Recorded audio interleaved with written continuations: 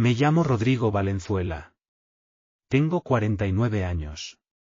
Soy inspector de obra para la alcaldía de Monterreal, un trabajo que me enseñó desde joven a mirar lo que otros no ven, las grietas detrás del estuco, las vigas que ceden antes de que nadie las escuche crujir, los cimientos que mienten. Pasé 18 años casado con una mujer a quien creí conocer como conozco los planos de un edificio. Resultó que había partes que nunca me dejó revisar. Esa noche de viernes en octubre no esperaba nada fuera de lo ordinario. Llegué a casa a las 7 menos cuarto, oliendo a concreto y a papeleo, con el cuerpo cargando 12 horas de recorridos y decisiones. Lo único que quería era quitarme las botas, comerme algo caliente y sentarme en silencio. Lo que encontré en mi entrada fue otra cosa. Había una camioneta plateada estacionada frente a mi cochera, ocupando la mitad del acceso como si tuviera todo el derecho del mundo. Una Ram 1500 del año, limpia, con rines cromo que brillaban más de lo necesario. No era un carro que yo conociera. Me detuve en la calle con el motor encendido y me quedé mirándola un momento, tratando de ubicarla. Entonces se abrió la puerta principal de mi casa. Daniela salió caminando. Llevaba un vestido color vino que yo nunca había visto. El cabello recogido de esa manera específica que solo usaba para ocasiones importantes. Los aretes largos que guardaba para las cenas con clientes. Se movía con una energía particular, liviana, mirando hacia la camioneta con una sonrisa que hacía años no me dedicaba a mí. No me vio de inmediato. Bajé de mi carro despacio. Cuando me notó, algo cruzó su cara. No fue culpa, exactamente. Fue algo más parecido a la irritación de quien encuentra un obstáculo que no había calculado. Rodrigo. No sabía que ya ibas a llegar. Son las 7 menos cuarto, respondí. A la misma hora de siempre. La puerta de la Ram se abrió y bajó un hombre. Tendrá unos 45 años, bien parecido de esa forma estudiada que dan el dinero y el gimnasio. Camisa de lino, reloj caro, el tipo de hombre que entra a un cuarto y revisa si alguien lo notó. Se quedó parado junto a su camioneta con las manos en los bolsillos del pantalón, tranquilo, como si mi entrada fuera un estacionamiento público y yo fuera el que estaba de más. No parpadeó cuando me vio. Solo esperó. ¿Quién es ese?, pregunté, aunque algo en mí ya sabía que la respuesta no iba a gustarme. Se llama Renato, dijo Daniela. Como si eso lo explicara todo. Caminé hacia el despacio. Sin correr, sin gritar. De la misma manera en que me acerco a una estructura que ya sé que está comprometida, midiendo cada paso. Necesitas irte, le dije. Tranquilo. Directo. Renato miró a Daniela. No a mí. A ella, como si yo fuera un trámite menor que ella debía resolver. Eso me dijo todo. Rodrigo, para. Daniela se movió. Pero no hacia mí. Caminó directo hacia él, pasando a mi lado sin detenerse, y le tomó la mano. No fue un gesto sutil. Entrelazó sus dedos con los de él y se giró a verme con una expresión que nunca había visto en su cara. Serena. Casi desafiante. Entra a la casa, me dijo. 3 palabras. Entra a la casa. Como si yo fuera un adolescente al que mandaban a su cuarto. Como si esta fuera su entrada, sus reglas, su vida. Y yo un huésped que ya había abusado de la bienvenida. Algo cambió en mí en ese instante. No fue rabia.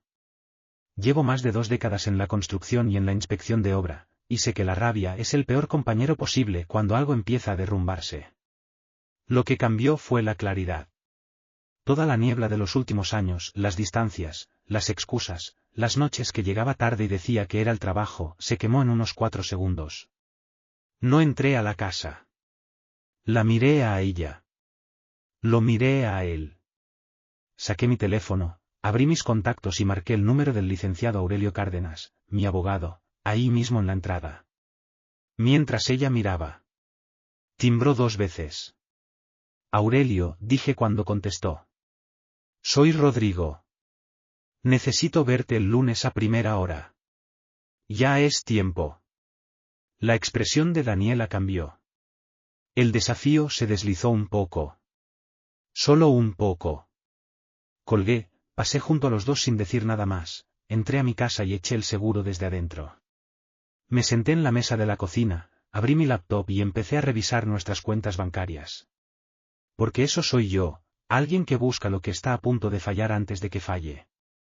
Ya no iba a llegar tarde a la escena. Esa noche no dormí. No de verdad.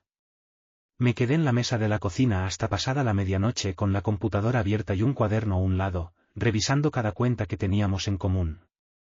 Ahorros, nómina compartida, el crédito de la casa.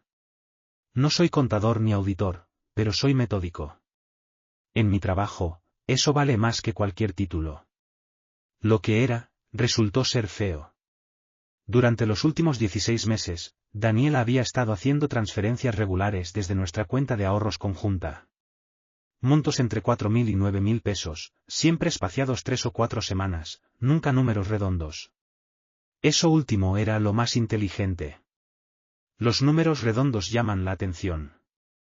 Estos parecían gastos del supermercado, del mecánico, de cualquier cosa cotidiana que una esposa puede hacer sin que su marido lo cuestione. El total, cuando lo sumé 2 veces para estar seguro, era de un poco más de 140.000 pesos. Me quedé viendo esa cifra un buen rato. No había compras grandes que correspondieran. Sin boletos de avión a nombre de ella, sin cargos en hoteles, sin joyerías. Lo que significaba que el dinero salía en efectivo, o iba a algún lugar con un nombre que yo no reconocería. Anoté cada fecha, cada monto, y lo dejé a un lado. Luego abrí el correo y le dejé un mensaje de voz al licenciado Cárdenas, separación, bienes, custodia, que me llamara el lunes sin falta. Después hice algo que llevaba tiempo postergando. Llamé al Colegio Andes del Pacífico, el internado donde estaba mi hijo Mateo desde hacía un año. Era tarde, así que dejé mensaje para el director, el profesor Gerardo Fuentes, con quien había hablado quizás 3 veces desde que Mateo ingresó. Le pedí que me regresara la llamada. Le dije que era sobre los fines de semana de mi hijo. Llamó al día siguiente a las 8:20 de la mañana. La conversación empezó con cuidado. Fuentes era un hombre que elegía las palabras como quien desactiva algo. Pero cuando le pregunté directamente cuántos fines de semana había salido Mateo a casa en los últimos meses, la pausa antes de su respuesta duró un segundo de más. Señor Valenzuela, dijo con cautela. Mateo es un muchacho extraordinario.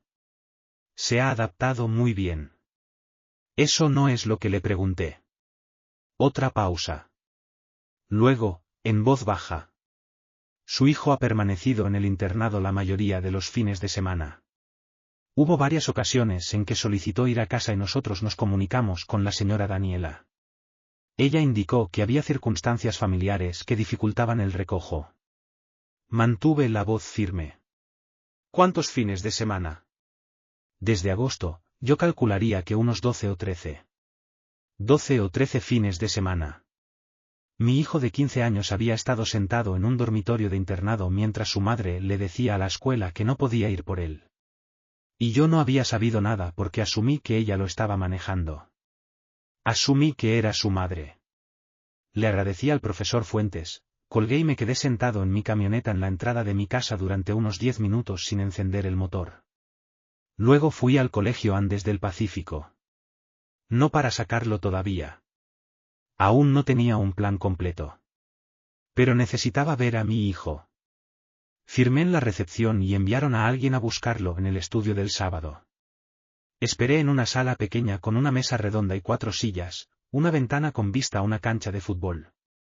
Afuera, 2 muchachos pateaban un balón sin mucho entusiasmo. Mateo entró y se detuvo cuando me vio. Estaba más alto que la última vez. Los hijos hacen eso cuando uno no está mirando con suficiente atención. Se había cortado el pelo de otra manera. Tenía la mandíbula más cuadrada, los hombros más anchos. Se veía mayor de 15 años, y eso me golpeó en un lugar que no esperaba. Papá. Frunció el ceño, confundido. Luego algo más pasó por su cara. Alivio, quizás. El tipo que los adolescentes intentan esconder porque no quieren parecer que lo necesitan. ¿Qué haces aquí? Vine a verte. Siéntate. Se sentó. No lancé nada pesado. Él era un muchacho y lo que pasaba entre Daniela y yo no era su carga. Hablamos casi una hora de la escuela, de sus compañeros, de un proyecto de historia que le habían asignado, de cosas normales. Pero hacia el final, se quedó callado un momento. Miraba la mesa. Luego dijo, sin levantar la vista. Mamá no ha venido en mucho tiempo. Lo sé, dije. Yo pensaba que tal vez estaba ocupada. Se encogió de hombros. De esa manera que tienen los adolescentes cuando intentan que algo no importe, cuando claramente sí importa. No quería llamar y hacer un drama de eso. Extendí la mano y la puse en su hombro. Eso no es cosa tuya. Nada de esto es cosa tuya. Asintió. No dijo nada más al respecto. Cuando me fui, me quedé sentado en el estacionamiento del colegio y abrí la tablet de Daniela. La había vinculado nuestra cuenta familiar años atrás, cuando aún hacíamos ese tipo de cosas juntos. Nunca había revisado sus mensajes. No había sentido necesidad. Ahora sí. Me tomó unos 5 minutos encontrar lo que buscaba. Un hilo con un contacto guardado simplemente como R. Los mensajes se remontaban casi 2 años. Pasé la mayoría por encima, pero cerca del inicio del hilo, un intercambio me detuvo en seco. El mensaje de ella, fechado la misma semana en que por primera vez mencionó el Colegio Andes del Pacífico. Una vez que se instale allá, vamos a tener tiempo de verdad. No solo ratos robados. La respuesta de él. Ya quiero. Lo leí 2 veces. Luego fotografié cada pantalla de esa conversación, cerré la aplicación y puse la tablet boca abajo en el asiento del copiloto. No había metido a Mateo en ese internado por su bien académico. Lo había metido por su conveniencia. Manejé de regreso a casa despacio, pensando en lo que seguía. No en lo que sentía. Ya habría tiempo de sentir después. Ahora necesitaba pensar. Necesitaba ser el tipo que lee la escena antes de que la escena lo lea a él. El lunes por la mañana estaba sentado en la oficina del licenciado Aurelio Cárdenas cuando abrió a las 8:30. Aurelio llevaba 28 años ejerciendo derecho familiar en Montreal. Era el tipo de abogado que no desperdicia tu tiempo con simpatía. Escuchaba, ordenaba, y te decía exactamente dónde estabas parado. Había referido a 2 compañeros de trabajo con él cuando sus matrimonios se cayeron a pedazos. Nunca pensé que yo iba a estar sentado al otro lado de ese escritorio. Le expuse todo en orden. La entrada de mi casa esa noche, los registros bancarios, lo que me había contado el profesor Fuentes sobre los fines de semana de Mateo, los mensajes que había fotografiado en la tablet de Daniela. Aurelio tomó nota sin interrumpir, que era una de las cosas que más apreciaba de él. Cuando terminé, soltó el bolígrafo y juntó las manos sobre el escritorio. Las transferencias son significativas, dijo. 16 meses, patrón consistente, sin gastos correspondientes. Eso va a ser relevante en la discusión de bienes. Los registros del colegio son potencialmente todavía más valiosos para la custodia. Ahí quiero enfocarme, le dije. Mateo se queda conmigo. Aurelio asintió despacio. Vamos a necesitar la documentación oficial del colegio. La solicito formalmente esta semana. Mientras tanto, no te salgas de la casa. No hagas movimientos financieros grandes. Y no la confrontes por la tablet. Que ella crea que no la tienes. Le dije que entendía. Saliendo de su oficina, fui directo al Colegio Andes del Pacífico. Esta vez sin avisar. Entré a la recepción, firmé el registro y pedí que bajaran a Mateo de su clase de la mañana. El profesor Fuentes salió a recibirme en el pasillo. Tuve la impresión de que la recepcionista ya le había avisado de mi llamada del fin de semana. Señor Valenzuela, dijo, extendiéndome la mano. Lo esperaba. Aprecio su honestidad del sábado, le dije. Quisiera llevarme a mi hijo unos días, si es posible. Por supuesto. Puede llevar sus materiales. Los maestros pueden mandarle las tareas por correo. Trajeron a Mateo 10 minutos después. Traía la mochila medio llena y una expresión que era mitad confusión y mitad esperanza contenida. La expresión de alguien que no quiere emocionarse antes de saber si la cosa va a resultar. ¿Me vas a llevar a casa? Preguntó. Sí, dije. Vámonos.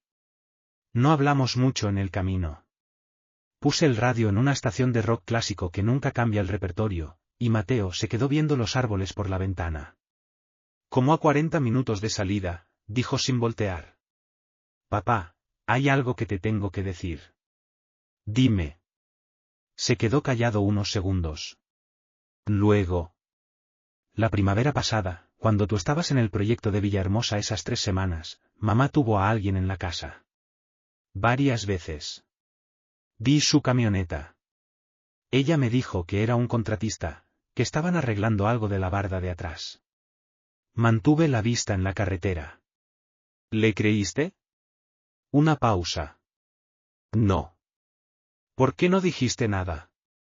Entonces sí se giró a verme. Porque pensé que si te decía, iban a pelearse, y luego uno de los dos se iba a ir, y yo no quería ser la razón. Me orillé. Motor encendido, luces de emergencia apagadas, a un lado de una carretera de 2 carriles con árboles a ambos lados. Me volteé a verlo. Mateo. Mírame. Lo hizo. Nada de esto es tu culpa. Ni una sola parte. ¿Me escuchas? Asintió. Tenía la mandíbula apretada de esa forma que tienen los muchachos cuando están tratando de no mostrar algo. Y tú nunca vas a ser la razón de las decisiones que toman los adultos. Así no funciona. Asintió de nuevo, más despacio. Luego dijo en voz baja. Papá, ¿ella nos quería? ¿O nomás estaba esperando algo mejor? Esa pregunta se quedó flotando en la cabina de esa camioneta como una piedra. No iba a insultarlo con una respuesta fácil. No se la merecía. Creo que si nos quiso al principio, dije al fin. Y luego se perdió en algún lugar del camino. Eso es cosa de ella, no tuya. No dijo nada más. Pero cuando volví a encender la dirección y arranqué, extendió la mano y subió el volumen del radio tantito. Con eso bastó. De regreso en la casa, el carro de Daniela no estaba. Me alegré. Acomodé a Mateo en su cuarto, pedí pizza para cenar y pasamos la noche viendo películas de acción en el sillón. Cosas normales. Las que debía haber tenido más seguido. Cuando él se fue a dormir, llamé a Heriberto Solís. Heriberto había sido mi mejor amigo desde que éramos los 2 novatos más perdidos de la Dirección de Obras Públicas, hace casi 20 años. Se había retirado anticipadamente por un problema de rodilla y vivía en una cabaña a orillas del lago Cañaveral, pescando y haciendo lo mínimo necesario para seguir en pie. Contestó al tercer timbrazo con el sonido de la televisión de fondo. Suenas como si se estuviera quemando algo, me dijo. En cierta manera, le respondí. Le di la versión corta. Escuchó sin interrumpir, lo cual no era típico de Heriberto. Él normalmente hablaba encima de todo. Cuando terminé, dijo. Rodrigo, te voy a decir algo y necesito que lo escuches sin ponerte a la defensiva. Dime. A Renato Salcedo lo vi en la boda de los Ibarra en julio. Él y Daniela estuvieron hablando un buen rato, lo suficiente para que me llamara la atención. No dije nada porque no quería equivocarme. Debí haberlo dicho. Me quedé viendo el techo de la cocina. Sí. Debiste. Lo sé. Una pausa. ¿Qué necesitas de mí? Por ahora nada. Pero puede que necesite que declares como testigo de carácter más adelante. Cuando digas, respondió sin dudar. Lo que necesites. Le di las gracias y colgué. Luego pasé a ver a Mateo una vez más. Dormía con un brazo colgando a un lado de la cama, igual que cuando era pequeño. Me quedé un momento en el marco de la puerta. Había cargado ese secreto casi 1 año, solo, para no ser el detonador de algo que ya estaba a punto de explotar de todas formas. 15 años. Cerré la puerta despacio y volví a trabajar. 2 días después de que Mateo llegó a casa, Daniela regresó.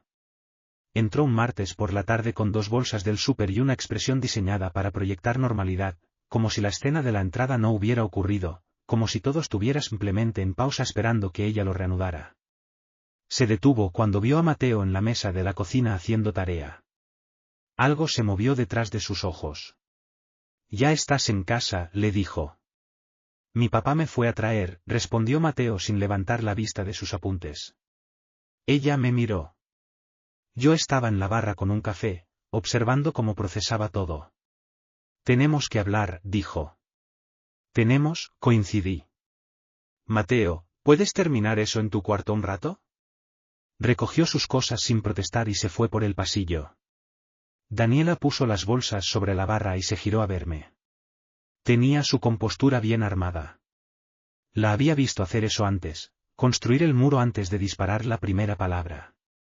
«Quiero explicarte», empezó. «Voy a detenerte», dije con calma. «No me interesa una explicación.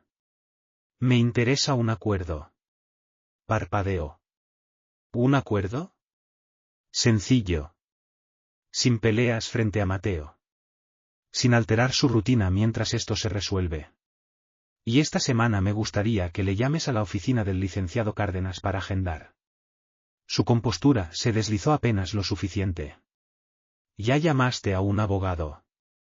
«El lunes a primera hora», confirmé. «Aurelio Cárdenas. Ya lo conoces, habló en la cena del colegio de ingenieros hace 2 años». Se quedó un momento recalculando. Luego dijo con cuidado. «Rodrigo, creo que si nos sentamos a hablar como adultos, podemos llegar a algo sin necesidad de...». «También quisiera aclarar lo de la cuenta de ahorros», dije. 140.000 pesos en 16 meses. Tengo las fechas y los montos anotados si quieres repasarlos. El color de su cara cambió. No dramáticamente. Daniela era muy buena controlando su superficie. Pero yo llevaba 18 años mirando esa cara y lo vi. «Ese dinero fue para Renato Salcedo», dije. «O para cosas que lo beneficiaban a él». «Eso es lo que cree mi abogado. Y con lo que encontré, yo coincido». Apoyó las palmas sobre la barra. «¿No tienes pruebas de eso?» «Tengo suficiente», dije simplemente. Lo que pasó después era lo que yo había anticipado, aunque seguía siendo instructivo verlo. Daniela siempre fue buena para cambiar de ángulo.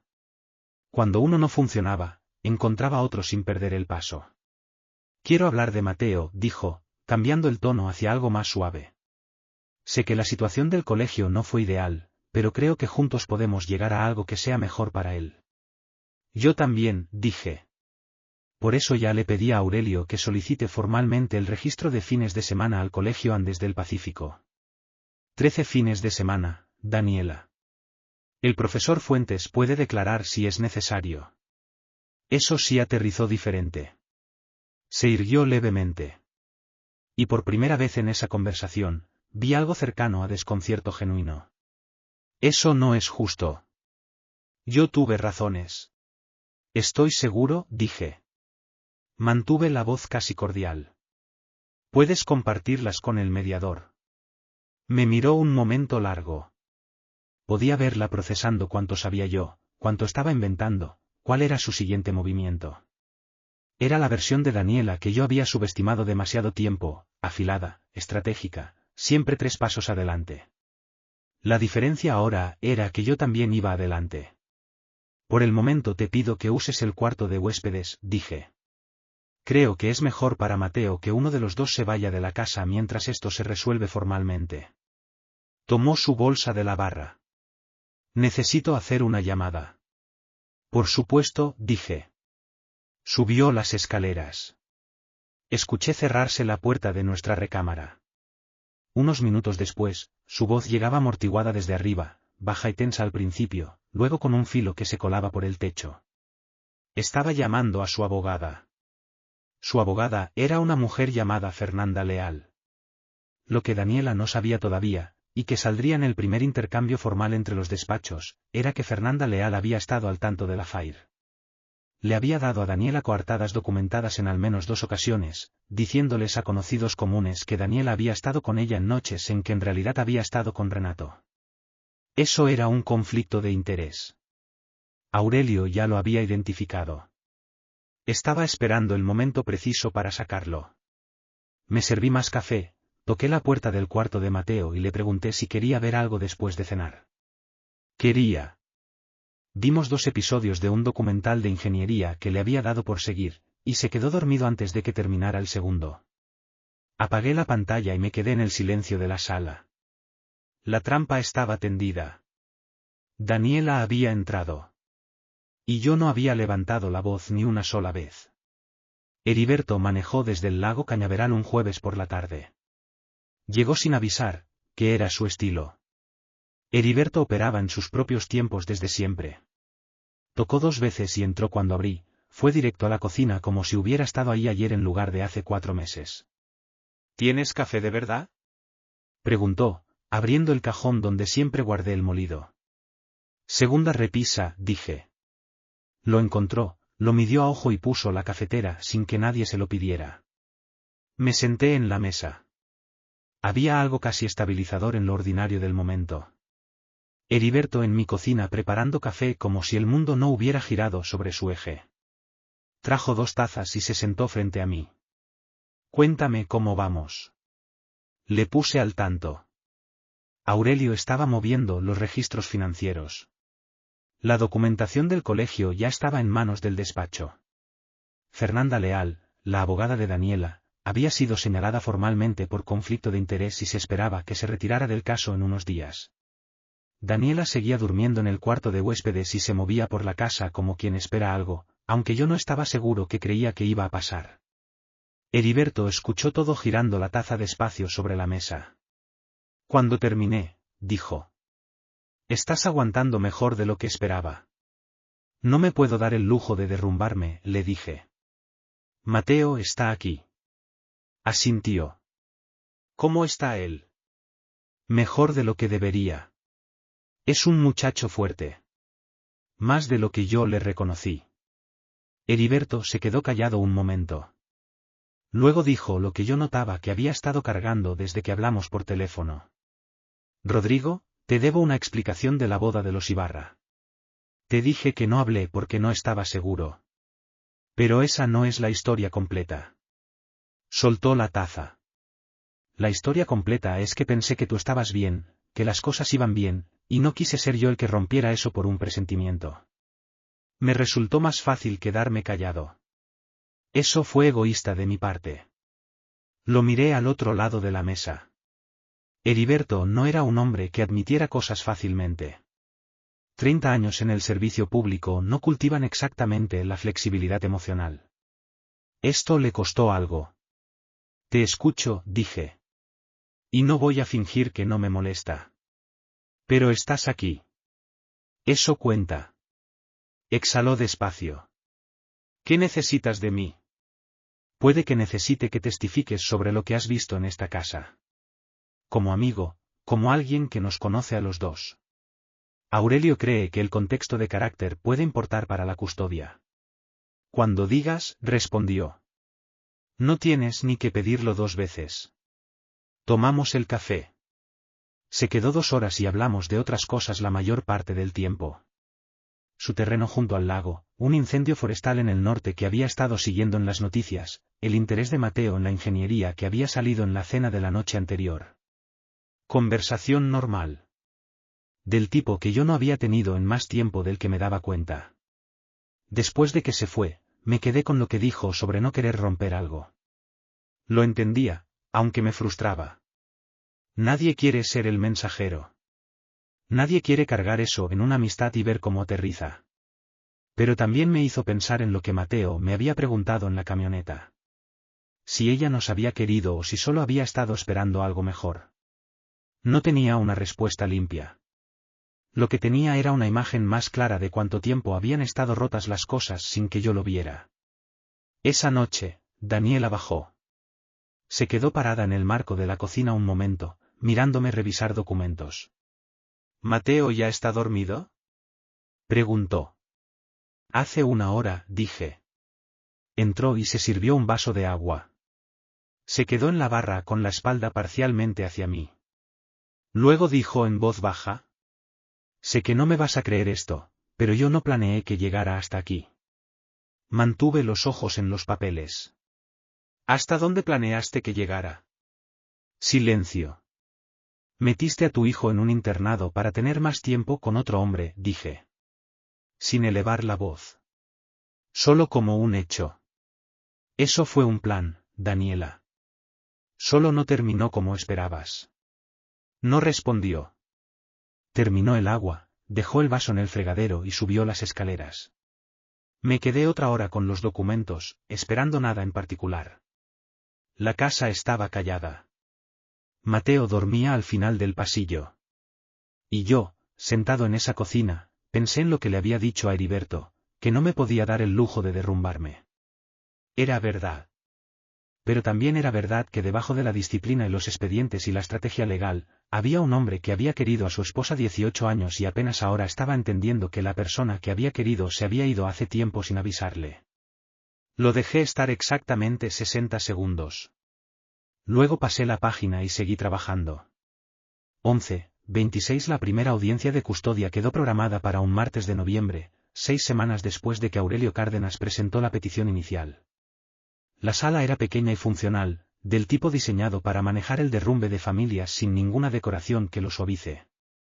Paredes beige, sillas de plástico café, un escritorio elevado de madera oscura al frente. La jueza era la licenciada Patricia Orozco, una mujer de unos 50 y tantos años con el aire de alguien que lleva décadas viendo exactamente este tipo de situaciones y no tiene ningún interés en el drama. Daniela llegó con su nuevo abogado, un hombre llamado Gabriel Montiel, que había tomado el caso después de que Fernanda Leal se retiró formalmente por conflicto de interés. Montiel era más joven que Aurelio, con traje caro y esa energía levemente impaciente de quien está acostumbrado a ganar. Abrió estableciendo a Daniela como la figura parental primaria durante los primeros años de Mateo. Preciso, hasta dónde llegaba.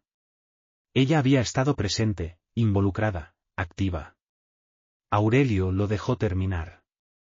Luego llamó al estrado al profesor Gerardo Fuentes. El director del Colegio Andes del Pacífico era tranquilo y preciso. Llevó registros impresos, el logo oficial de fines de semana del internado, entradas con marca de tiempo para cada solicitud y cada cancelación desde el inicio del ciclo escolar. Confirmó que Mateo había permanecido en las instalaciones 13 de 14 fines de semana disponibles desde agosto. Confirmó que en múltiples ocasiones Mateo había preguntado si su madre había llamado. Confirmó que las respuestas de la señora Daniela a los comunicados del colegio habían citado circunstancias familiares no especificadas. Montiel contrainterrogó con eficiencia, intentando establecer que los fines de semana perdidos eran situaciones aisladas y no indicativas de un patrón. El profesor Fuentes respondió cada pregunta de la misma manera, refiriéndose al registro impreso. Los números no editorializan. Luego Aurelio me llamó a mí. He estado en suficientes procedimientos oficiales en mi carrera, inspecciones de obra, audiencias por incumplimiento de normas, peritajes, para saber cómo sentarse en una silla de testigo. Contestas lo que te preguntan. No ofreces más de lo necesario. Te mantienes firme. Aurelio me llevó por la secuencia de eventos. La noche en la entrada, la llamada al colegio, el descubrimiento de las transferencias, la visita para recoger a Mateo, la conversación en la camioneta. Respondí en lenguaje directo. ¿Cómo redactaría un informe técnico? Cuando Montiel tomó el turno, buscó otro ángulo. Señor Valenzuela, dijo, ¿no es cierto que su trabajo como inspector de obra municipal frecuentemente lo mantiene fuera de casa por jornadas extendidas? Mi horario es consistente y predecible, dije. He llegado a casa antes de las 8 la mayoría de los días laborables durante los últimos 12 años. El expediente escolar de mi hijo no registra ausencias atribuibles a falta de supervisión paterna. Y sin embargo, aceptó que su hijo se inscribiera en un internado. Mi esposa eligió inscribirlo en un internado, dije. Yo tenía reservas. Cedí. No voy a cometer ese error de nuevo. Montiel hizo una pausa. Había esperado defensiva o evasión. No obtuvo ninguna. La jueza Orozco hizo algunas preguntas directamente, sobre el arreglo actual de Mateo en casa, su desempeño académico, si había expresado alguna preferencia. Aurelio ya había presentado una declaración breve de una orientadora familiar que había tenido 2 sesiones con Mateo en las últimas semanas. La declaración señalaba que Mateo había expresado una preferencia clara de quedarse con su padre y el deseo de cambiarse a una escuela local. La jueza no resolvió ese día. Rara vez lo hacen en primeras audiencias. Pero ordenó una revisión formal por un tutora del ITEM y solicitó documentación adicional del colegio. En el pasillo, Aurelio fue medido pero directo. Fue bien. Fuentes fue sólido. Tu testimonio estuvo limpio. Montiel no aterrizó nada. ¿Y Daniela? Pregunté. Tendrá su turno en la siguiente audiencia. Montiel la va a preparar. Hizo una pausa. Hay algo más que debes saber. La denuncia financiera, la reclamación por disposición irregular de bienes, fue levantada por el departamento de cumplimiento de su empresa. Recibí una llamada esta mañana. Están conduciendo una revisión interna. Lo había anticipado eventualmente. ¿Cómo nos afecta? No cambia nuestro caso, dijo Aurelio. Pero cambia considerablemente la posición de ella. Una revisión por conducta financiera en su trabajo, sumada a la situación de custodia, va a presionarla significativamente para llegar a un acuerdo en lugar de seguir litigando. Asentí. Salimos al aire frío de noviembre. Me detuve un momento en los escalones del juzgado. En el estacionamiento, Daniela estaba subiéndose a un carro con Montiel, hablando en voz baja, sin mirar en mi dirección. Ella había tenido casi 2 años de planeación. Había organizado el colegio, manejado el dinero, sostenido su doble vida con cuidado. Era inteligente y meticulosa, y genuinamente creía que iba delante de todo. Lo que no había calculado era que el hombre que había estado administrando todo ese tiempo era alguien que encontraba fallas para ganarse la vida. Manejé a casa, a mi hijo. Los padres de Daniela llegaron desde Guadalajara un sábado a mediados de noviembre. Yo no los había llamado. Ella sí. Me enteré porque Mateo lo mencionó en el desayuno, lo que significaba que Daniela les había avisado sin decirme primero. Un movimiento pequeño, del tipo diseñado para hacerme sentir como el extraño en mi propia casa. No reaccioné. Hice huevos, serví café, y cuando el carro de don Ernesto y doña Consuelo Pedraza llegó a mi entrada a las 10:20 de la mañana, salí a recibirlos. Don Ernesto tenía 73 años. Ingeniero civil retirado, hombre que construyó cosas y tenía opiniones firmes sobre cómo debían sostenerse. Doña Consuelo tenía 70, más suave en maneras pero más aguda en observación de lo que la mayoría notaba. Siempre me había llevado bien con los dos. Eso hacía esto más difícil. Don Ernesto me estrechó la mano. Su apretón era el mismo de siempre. Firme, directo. Lo sostuvo un segundo más de lo usual y me miró fijo. Rodrigo, dijo. Don Ernesto, doña Consuelo. Asentí hacia ella. Pasen. Nos sentamos en la sala. Los 4, más Mateo, que saludó y desapareció discretamente a su cuarto con ese instinto que tienen los adolescentes cuando perciben que algo está complicado. Nadie dijo nada por un momento. Luego don Ernesto se inclinó hacia adelante, codos sobre las rodillas. Rodrigo, dijo. Quiero escuchar lo que pasó de tu parte directamente. Daniela comenzó a hablar. Don Ernesto levantó una mano sin mirarla. Le estoy preguntando a Rodrigo. Le di los hechos. No todos. Omití los detalles financieros y los procedimientos legales porque eso no era asunto de ellos. Pero le conté sobre la noche en la entrada, sobre lo que había descubierto respecto a Mateo y los fines de semana perdidos, sobre dónde estaban las cosas entre Daniela y yo. Mantuve la voz pareja.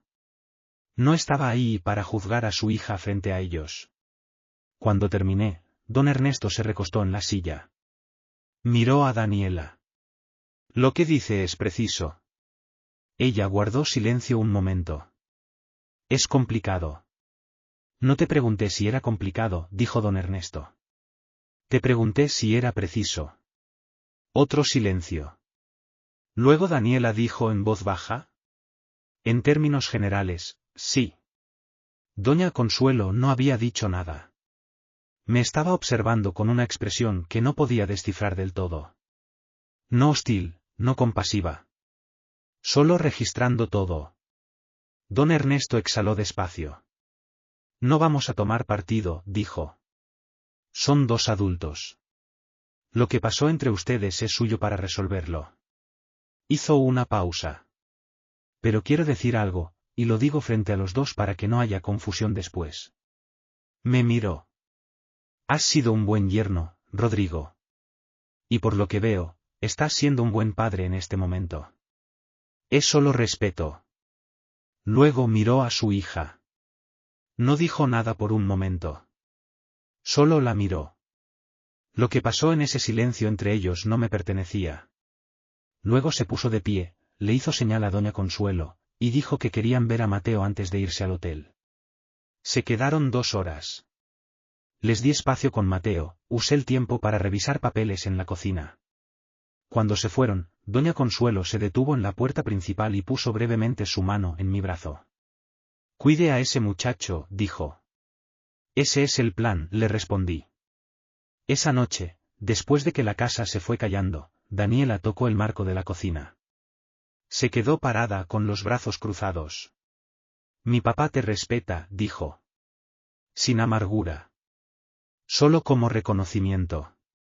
Don Ernesto siempre ha sido directo, dije. Eso siempre lo respeté de él. No me defendió. No, dije. No lo hizo. Se quedó otro momento parada. Luego dijo algo que no esperaba. Sé que lo que hice con Mateo y el colegio estuvo mal. Lo sabía mientras lo hacía. Hizo una pausa. Solo me convencí de que estaba bien. La miré desde la mesa. Él estaba sentado en ese dormitorio preguntando si habías llamado. 13 fines de semana. No respondió. Subió las escaleras. Me quedé en la mesa hasta la medianoche, luego revisé a Mateo, apagué las luces y me fui a dormir. Su familia no había tomado partido. Habían hecho algo más útil. Habían visto con claridad y lo habían dicho en voz alta. Diciembre llegó frío y rápido. Aurelio me llamó un lunes por la mañana con 2 noticias. La primera era esperada. Fernanda Leal había confirmado su retiro formal del caso tras la determinación de conflicto de interés. Gabriel Montiel manejaba ahora todo, lo que significaba que Daniela había perdido su ventaja interna, la amiga que conocía la historia desde ambos lados y podía ayudarla a moldear la narrativa. Montiel era competente, pero trabajaba sin contexto. La segunda noticia era menos esperada. Renato Salcedo ha cortado contacto con tu esposa, dijo Aurelio. Me recosté en la silla. ¿Cuándo?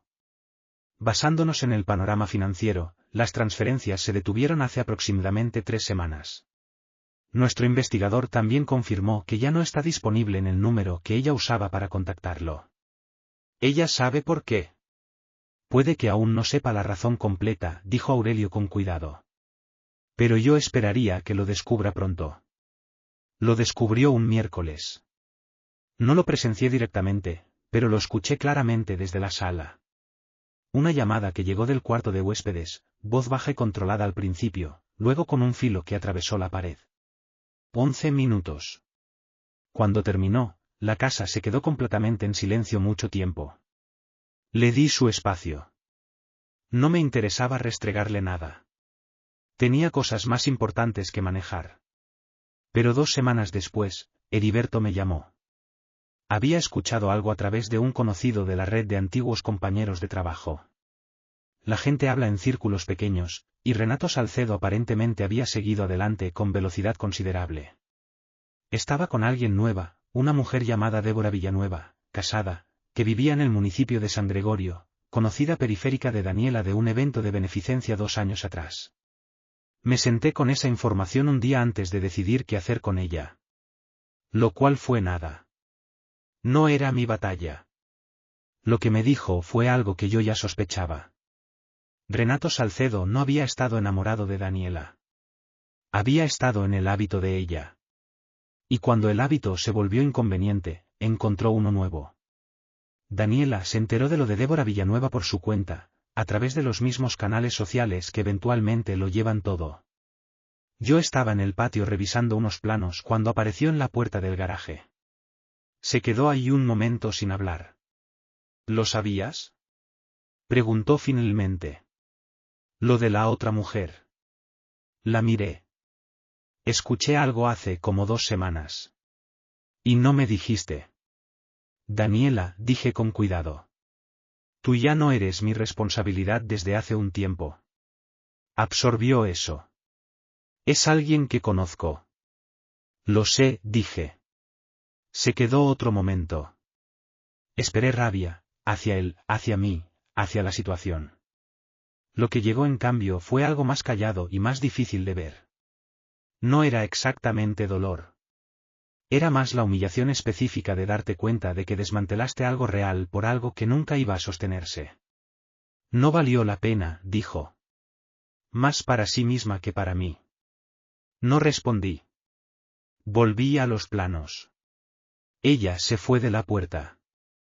Terminé el trabajo, me limpié las manos y me quedé parado en el garaje frío un momento, pensando en 18 años. Los primeros, cuando las cosas habían sido buenas. Los del medio, cuando yo estaba demasiado ocupado para notar el alejamiento lento. Los últimos 2, cuando estuve ciego a algo que estaba justo frente a mí. Nada de eso cambiaba lo que tenía que hacer ahora. La evaluación de Aurelio era que la posición negociadora de Daniela se había debilitado significativamente. La revisión por conducta financiera en su trabajo se había ampliado, lo que significaba que tenía presión desde 2 frentes simultáneamente. Esperaba que ella se moviera hacia un acuerdo antes de la siguiente fecha en el juzgado. Así fue. El despacho de Montiel contactó a Aurelio un jueves por la tarde solicitando una conferencia de acuerdo. Le dije a Aurelio que la agendara. No iba a pelear por pelear. Pero iba a salir de esa conferencia con mi hijo, mis finanzas intactas y mi vida apuntando en la dirección que yo eligiera. Renato Salcedo se había retirado primero. Fue lo mejor que jamás hizo por mí, aunque lo hizo enteramente por él. El acuerdo se cerró en la segunda semana de enero. Aurelio había anticipado que Daniela se movería rápido una vez que la revisión laboral se expandiera, y tuvo razón. La investigación por conducta financiera en su empresa no le había costado el trabajo todavía. Pero le había costado credibilidad, posición, y cualquier apetito restante por una pelea legal prolongada. Ella se quedó con el carro, su cuenta de retiro, y una parte de los ahorros conjuntos. Yo me quedé con la casa, la custodia principal de Mateo, y la devolución de 98.000 pesos de las transferencias en disputa. El resto fue declarado demasiado difícil de rastrear sin una auditoría forense que le habría costado a los 2 más de lo que valía. Aurelio lo llamó un resultado sólido. Yo lo llamé la línea de salida. Daniela se fue un sábado. Vino con ayuda, 2 mujeres que yo no conocía y un camión de mudanza compacto. Llevé a Mateo a la ferretería esa mañana, luego a comer, luego a una tienda deportiva donde llevaba 2 meses mirando una chamarra que le gustaba. Regresamos a media tarde a una casa que se sentía diferente. Más liviana, como si un sistema de presión finalmente hubiera pasado. Mateo se quedó parado en la entrada y miró a su alrededor. No dijo nada por un momento. Luego preguntó. ¿Por cuánto tiempo vamos a ser solo nosotros 2? Un rato, le dije. Lo consideró en serio, de la manera en que él consideraba la mayoría de las cosas. Sí, dijo. Creo que está bien. Pasamos el resto del día reacomodando. Quiso su escritorio junto a la ventana en lugar de contra la pared. Movimos un librero del cuarto de visitas al suyo.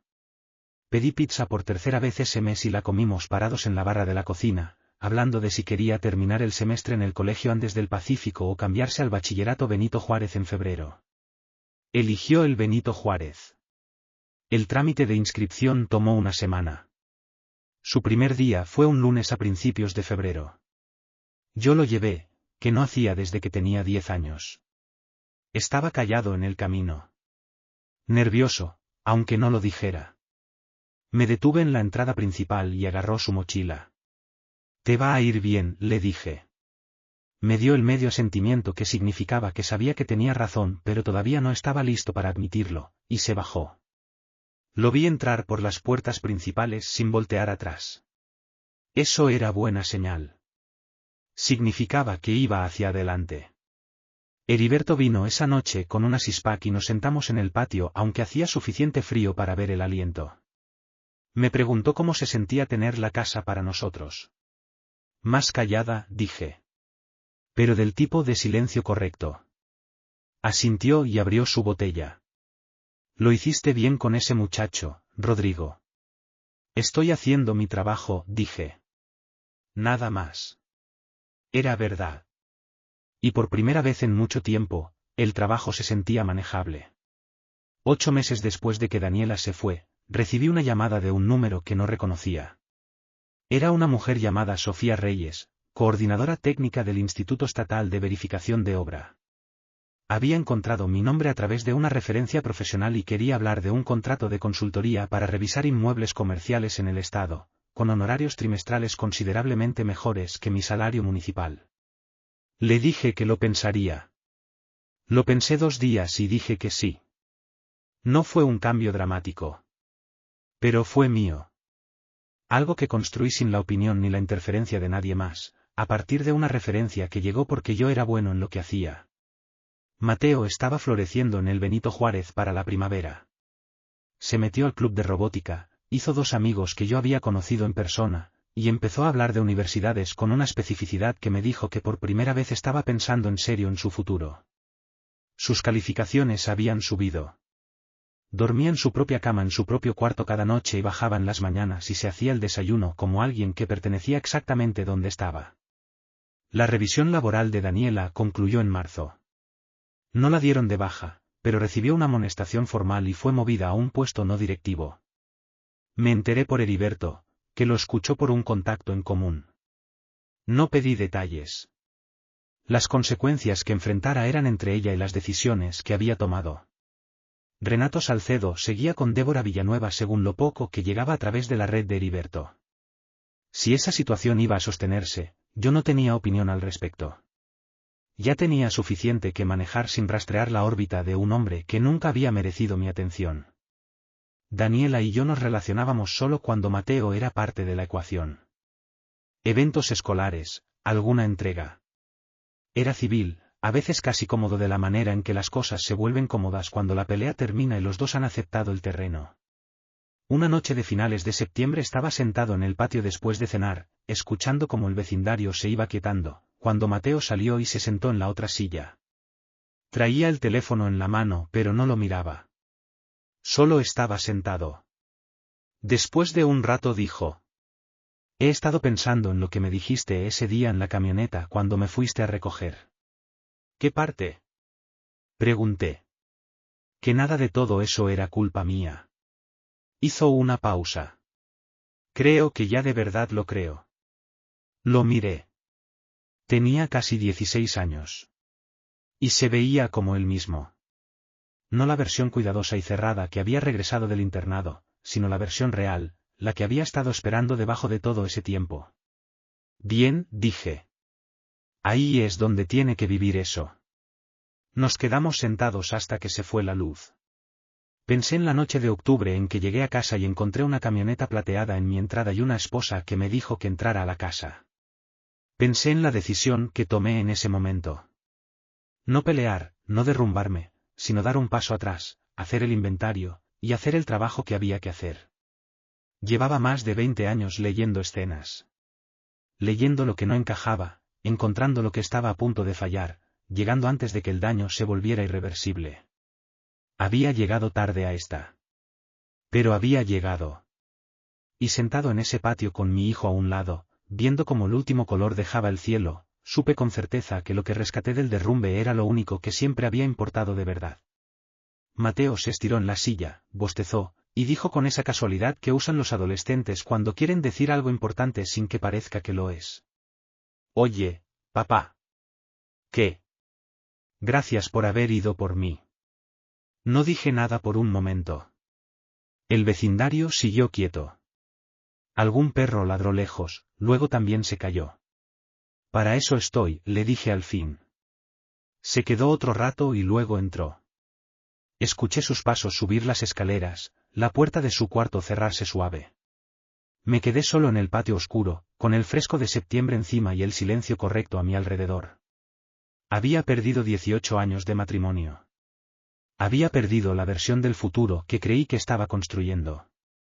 Pero tenía una casa que era mía, un trabajo que crecía porque yo era bueno en él, y un hijo que dormía arriba sabiendo que su padre había ido por él cuando importaba. No hay derrumbe del que no quede algo en pie, si uno sabe leer bien los cimientos. Y yo siempre había sabido leer los cimientos.